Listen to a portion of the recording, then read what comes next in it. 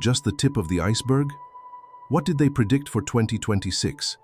From X-Men chips to reality, CERN portals or just cartoons, they must tell us the plan. All right, let's strip away the nostalgia for a second and look at the raw truth.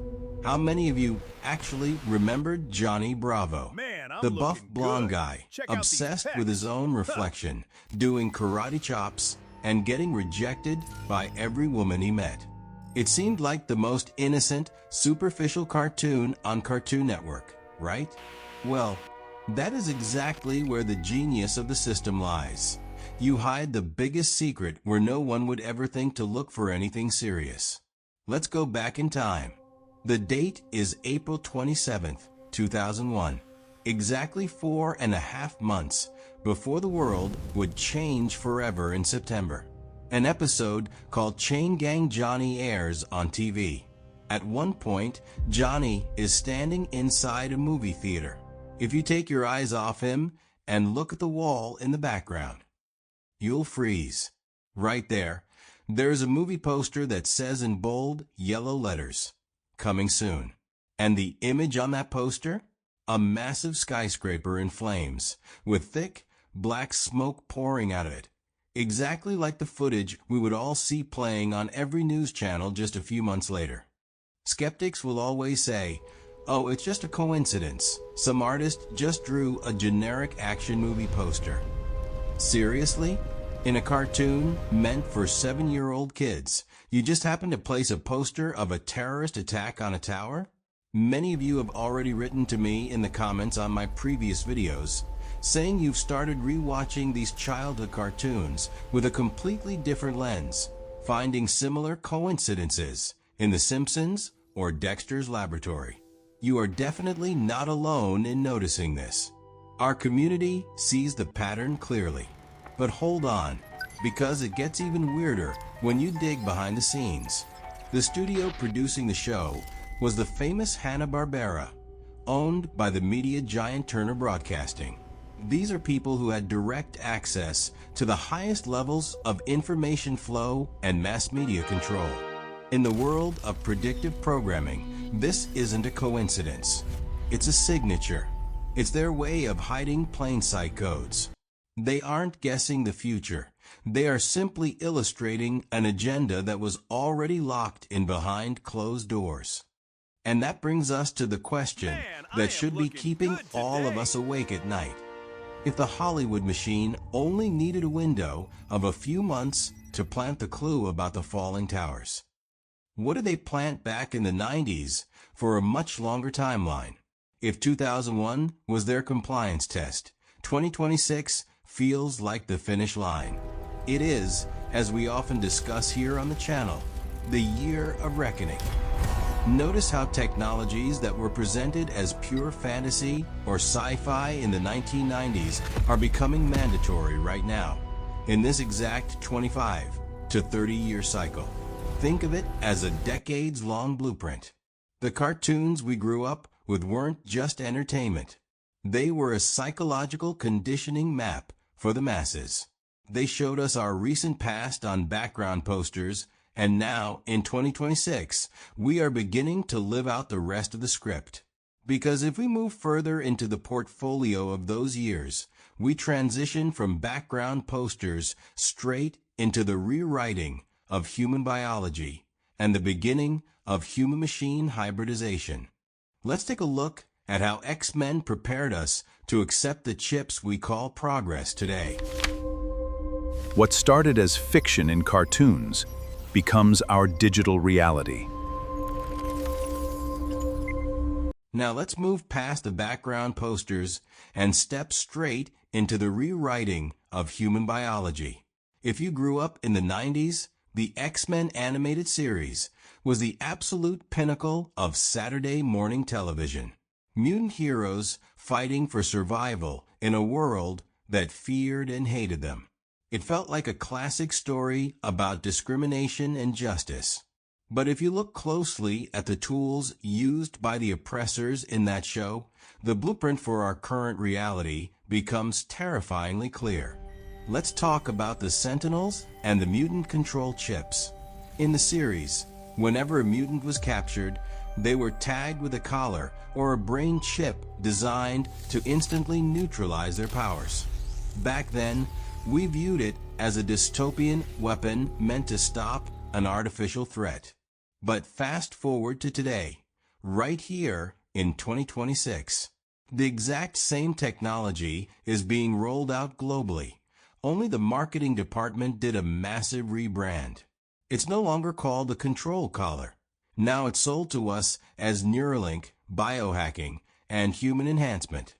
And this is where we need to ask the ultimate question, the one they hope you never think about.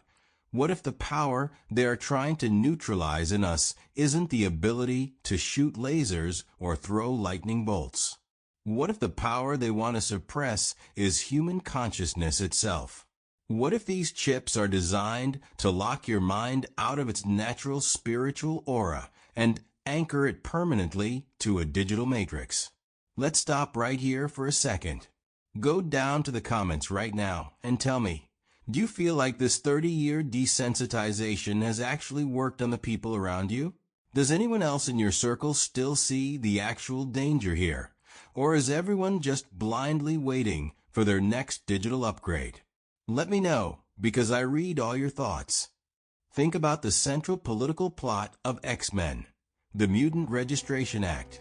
Every individual with unique DNA had to be tracked, cataloged, and forced into a government database. Sound familiar? Look at the headlines dominating our world right now. The aggressive push for mandatory biometric digital IDs, global digital wallets, and health passports. They used a cartoon to condition a whole generation into believing that tracking a biological entity's every move is just a normal administrative necessity. And it wasn't just about tracking, it was about hybridization. Remember characters like Cable or Deathlock? Characters who were half man, half machine, with cybernetic eyes and processors integrated into their skulls. For decades, these images saturated our young minds. They desensitized us. They made the cybernetic transition look badass, heroic, and incredibly cool. So today, when a billionaire from Silicon Valley announces a human trial for a brain chip, the masses don't panic. They line up for it. The psychological conditioning successfully turned a dystopian nightmare into a consumer trend. But the X-Men were just one piece of the puzzle. If you want to know who is pulling the strings behind this hybridization agenda, you have to look at another masterpiece from 1994, Gargoyles. Specifically, look at the main antagonist, David Xanatos. He wasn't a cartoon villain who wanted to blow up the world for no reason. Xanatos was the perfect, chilling prototype of today's Silicon Valley technocrat. He was a trillionaire corporate elite who lived in a castle on top of a skyscraper, completely obsessed with using ancient occult secrets combined with bleeding-edge technology to achieve one specific goal: physical immortality. And for those of you who love decoding the hidden linguistics of the elite, look at his name, Xanatos. It is derived directly from Thanatos, the ancient Greek god of death. But they placed an X right in front of it. The exact same X symbol that we see being used today to rebrand the world's most powerful tech platforms, social networks, and aerospace corporations. A coincidence? In this playground, there are no coincidences. It is a linguistic signature for the literal monopolization of life and death through technology. Why is this happening right now? Because 2026 is the year of Decantar, the year of reckoning. If you map out the timeline, 2026 marks exactly 30 years since the absolute explosion of these iconic animated shows in 1996, the golden era of predictive cartoons. In sociological engineering, 30 years is the precise duration of a single programming generation. It takes exactly 30 years to take a child, condition their mind with sci-fi concepts on a Saturday morning, and turn them into an adult who will willingly accept those exact concepts as reality. They broadcasted the frequency, they mapped out the digital identity, and they normalized the machine. The question is, now that we are deep into the cycle of 2026, are we going to keep playing our designated roles in their script? Stay tuned, because in the next chapter, we are breaking down the literal control of the skies with Batman and Pinky and the Brain. Are we going to play our roles in their scripter? Stay tuned. We break down the skies and Pinky and the Brain. From the human brain, the agenda expands straight into the sky. Let's look at Batman, the animated series. Beyond the Joker and the Shadows, there were highly specific episodes where villains used massive, localized tech grids to manipulate weather patterns, creating artificial storms and tactical fogs to paralyze the city. Back then, we thought it was just a comic book plot. Today, it maps directly onto advanced electromagnetic, weather modification, and HARP concepts. And the reality is hitting much closer to home than you think. Many of you from our community out in Montana have been sending me terrifying footage and testimonies. You've been reporting bizarre, coordinated drone swarms operating under the cover of a dense, unnatural brown mist that seems to appear out of nowhere. What Batman was trying to fight in Gotham's animated skies is exactly what is being deployed in our skies right now. The cartoon wasn't a fantasy. It was a field manual. This brings us to the ultimate question. Why? Why would the global elite leave these incredibly precise blueprints in children's cartoons decades before executing them? The answer lies in a deep spiritual and systemic rule, the law of consent. In the philosophy of those who run this agenda, they believe they must tell humanity what they are going to do before they do it. If they hide the truth in plain sight in our entertainment, our music, our childhood cartoons, and we choose to ignore it or laugh it off as just fiction, they consider that our silent consent. They clear their karma by showing us the script, while we willingly walk right into the trap. The cycle of 1996 has reached its 30-year decantar.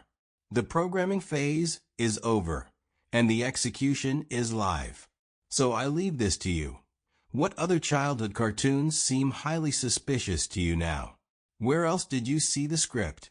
Drop a comment below, share your findings, and don't forget to like and subscribe to keep the network alive.